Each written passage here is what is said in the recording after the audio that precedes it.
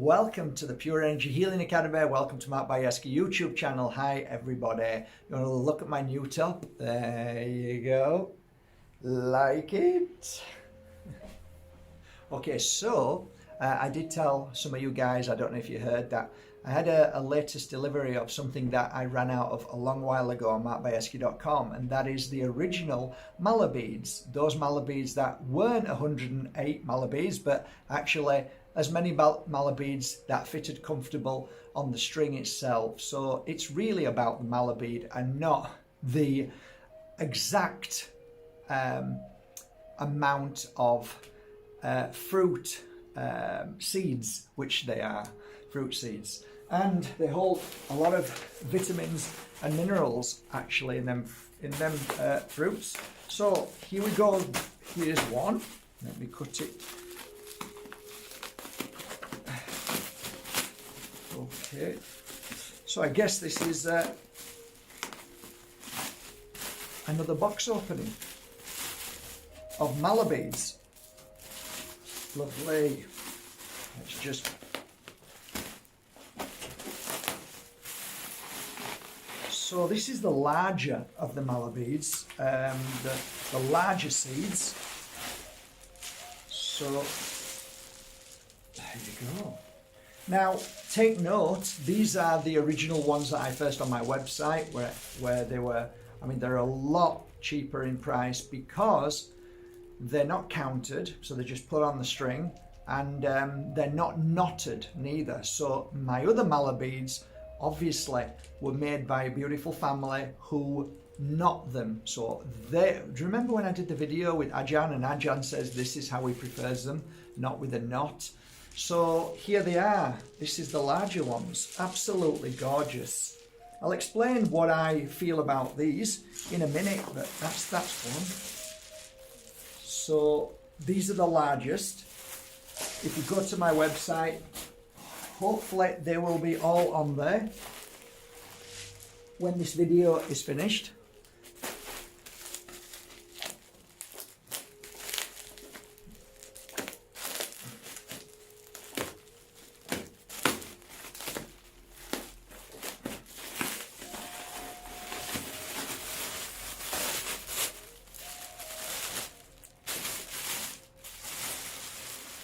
So this is the next size down.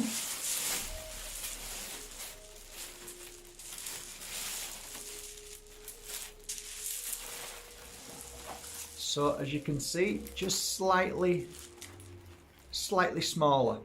Beautiful though, absolutely gorgeous. So that's them. Already start to feel good energy from them. Really nice. And then this is the final bag.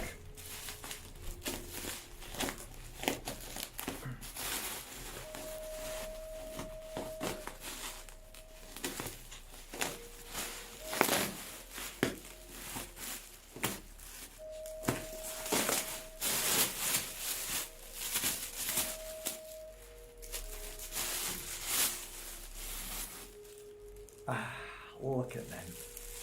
Aren't they gorgeous? So this is 6mm. That's what it says on. They're lovely. Absolutely gorgeous. So yes, they are not... I'll just show you these as well.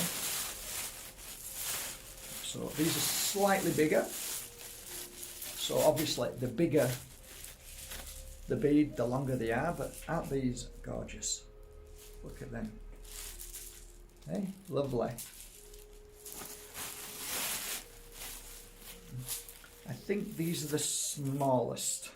So these are little tiny beads, these ones. So yeah. Aren't they lovely? So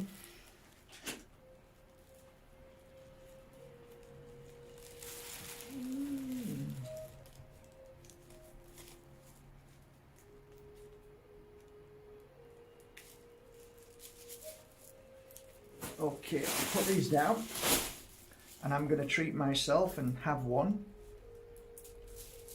as a gift to myself. Ooh, fits lovely. There you go. Right next to the pendant, which we've got on offer at the moment for 120, including DHL delivery, and that is my prototype of the Herkimer Diamond, the Moldavite, which is genuine, and of course the Tektite, which is the great absorber of negative energy.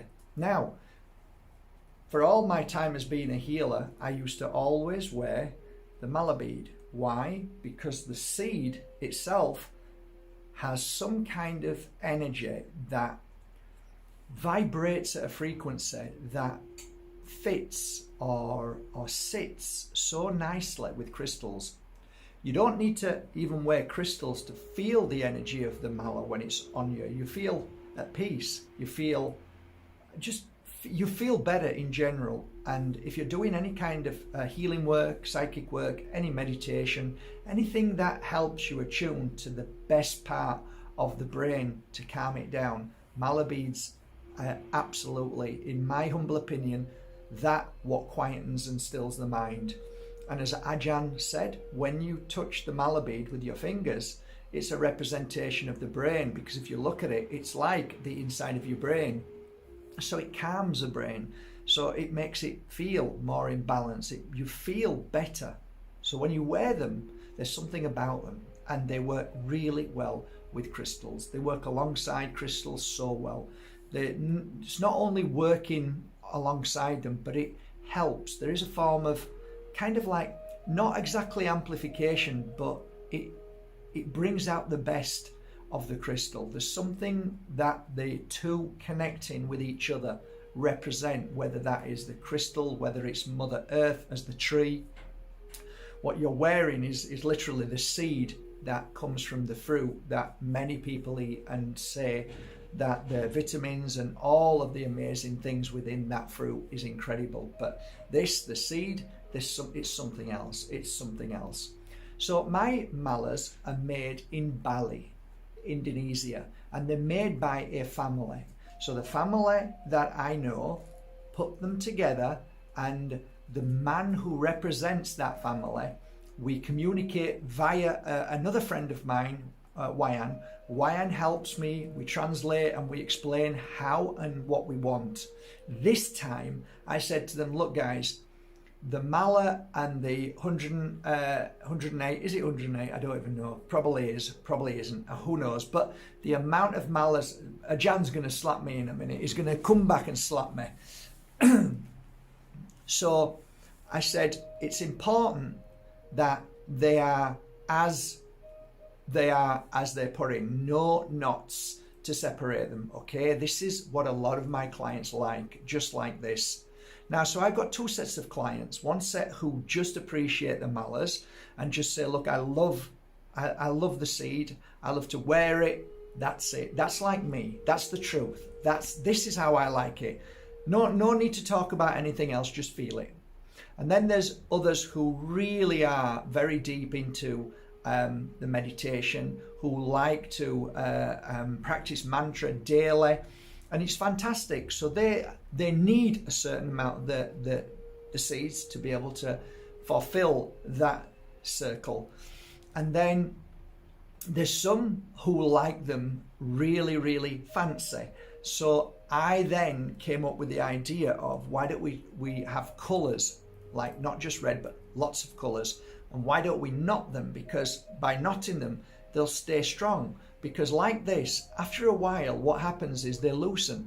The string kind of loosens, and then they play a little bit. So there's sometimes a little bit of a gap, right? But if you knot them, there's no gap. But still, this is how I like them. I remember wearing one set for many, many years, and I could literally do that and they'd move up and down because the string had widened in time. But I love them. I absolutely love them. To this day, I still feel the presence of them. I still remember them like it was yesterday. So I just think to myself, crystals are phenomenal to target certain body parts, right? You probably already know this, whether it's a physical body part or whether it's an emotional, mental, whatever it is, it targets certain body parts. For me, the mala beads, when everybody talks about them, I go, oh, it's really interesting, all the things that they say, but I look upon my life as my experience and what I felt by wearing them. So I never used to gift any of these away. I don't think I did. Maybe I might have done, but it was always crystals. But what I noticed with this is a sense of calmness when I wore it, a sense of balance. It almost felt like I was being cleansed on a level of putting my feet in Mother Earth and hugging a tree. It's a feeling that I'm close to nature. It feels like I'm walking in a forest when I wear them, because it's that feeling. High end, high level, positivity, great energy, great vibration. I feel light. I feel as if I'm more balanced in my mind, for sure. When I wear them, balanced in the mind. Definitely always feel a lot more balanced, a lot more calmer. The serenity that runs through you, and you feel like, you can flow more. Life is easier.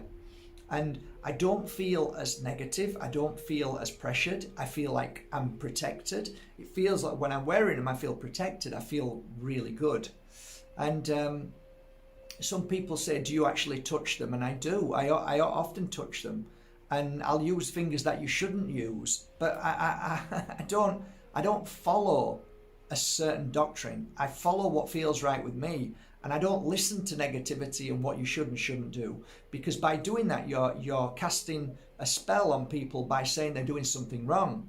And to me, how can your fingers be wrong? They were given to you by God, right? If you believe that, how can touching them be wrong in any way? But I totally understand that people have been taught, programmed to do something in a certain way. Whereas me, I'm the opposite of it. I say, just go with it. See how it feels. What do you feel feels right? I mean, I touch it like this, but I don't think you're meant to. You're meant to touch it like this, but I don't care. I don't think, I shouldn't do that. Like, don't touch them crystals. You shouldn't touch somebody else's crystals. Why not? It's a bloody crystal. Touch it, enjoy it. Don't touch my tarot cards. Why not? If you want to touch them, touch them. If you want to play with them, no problem. Don't bring negativity in this room. Don't tell me don't cross your knees when you're doing meditation. Why not? Are you comfortable with your knees crossed? Then that's fine. You've got to join your fingers together for this and that. Well, why? Why can't I just be and do what feels right to me to get to where I want to be? And that's been my philosophy of pure energy healing. Don't tell somebody what to do. Hey, this is what I do, give it a try. But if it doesn't work for you, in fact, forget the but. Try it, right? And then if you start to feel, this is great, this information is great. If you start to feel a pull to do something different, bloody do it. You can't do that why? Because I don't do it and I've been taught we shouldn't do it. Why? So you're just following orders of somebody else just because they did it. So I don't buy into that. I didn't at the beginning, I don't now. Why? Because of experience, not out as well, maybe out of stubbornness, but I always remember going for my first experience with a very high-leveled healer who was into pranic. And because I gave this person a session and she was blown away, she wanted to give me something in return. So she gave me 3 hours of her knowledge of pranic healing.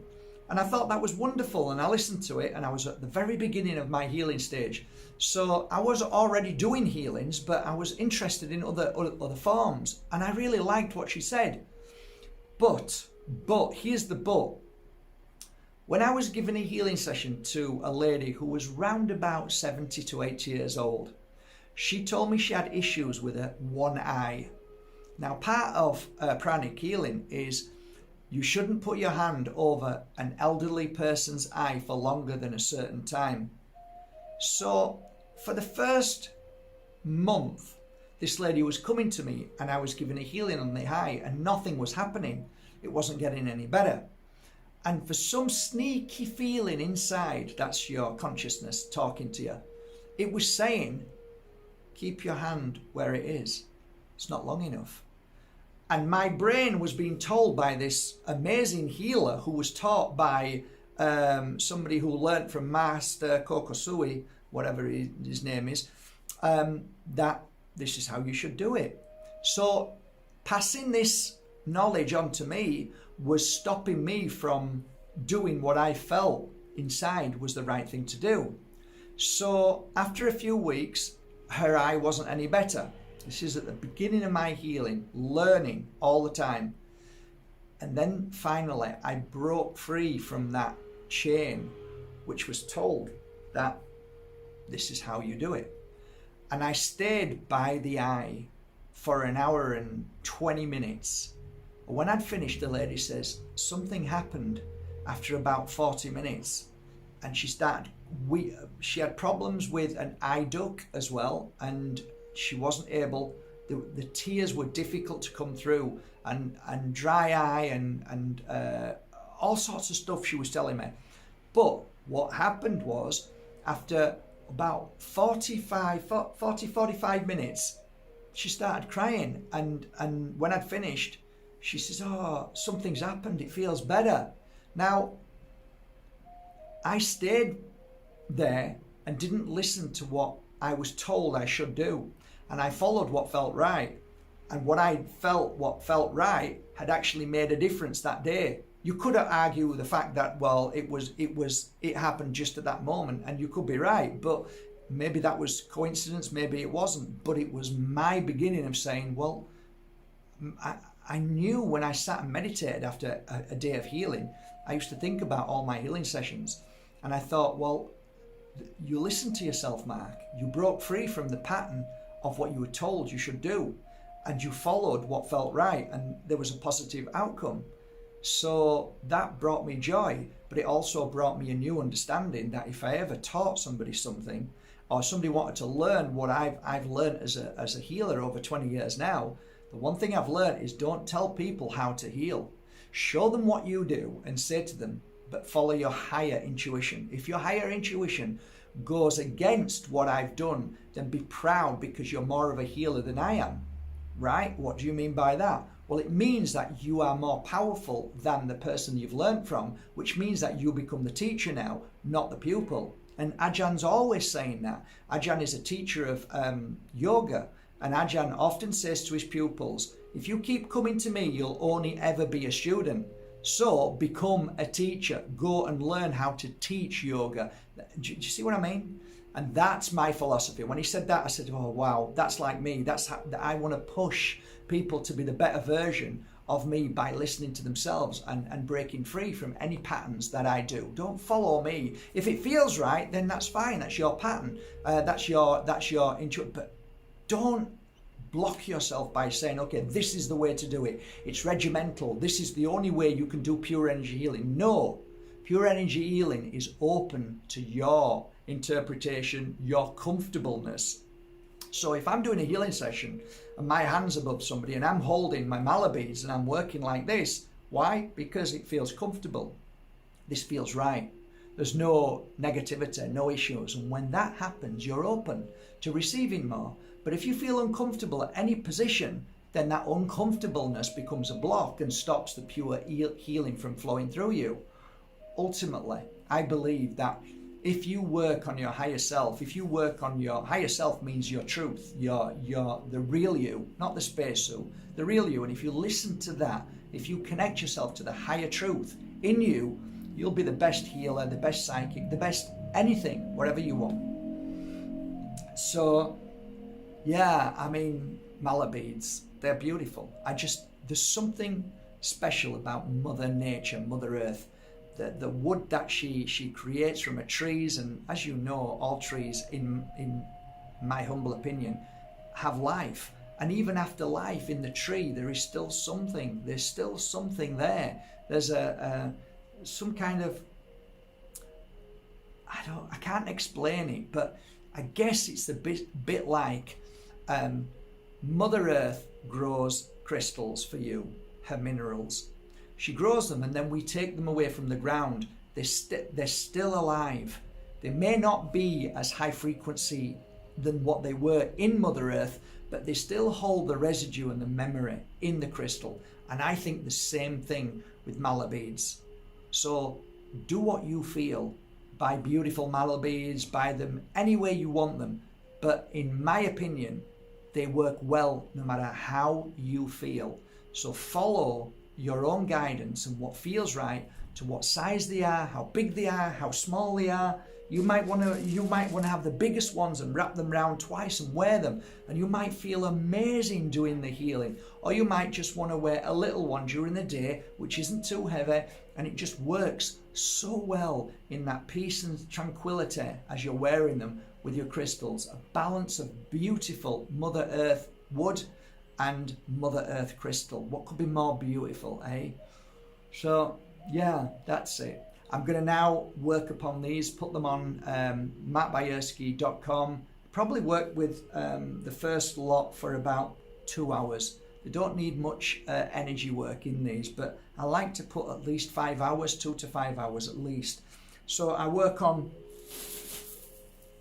these probably first for a couple of hours, and then keep working on a few more at a time, and then I'll put them on the website. But I hope you enjoyed this box opening of mallow beads from Indonesia, Bali, made beautifully by the Balinese gorgeous healers. Enjoy.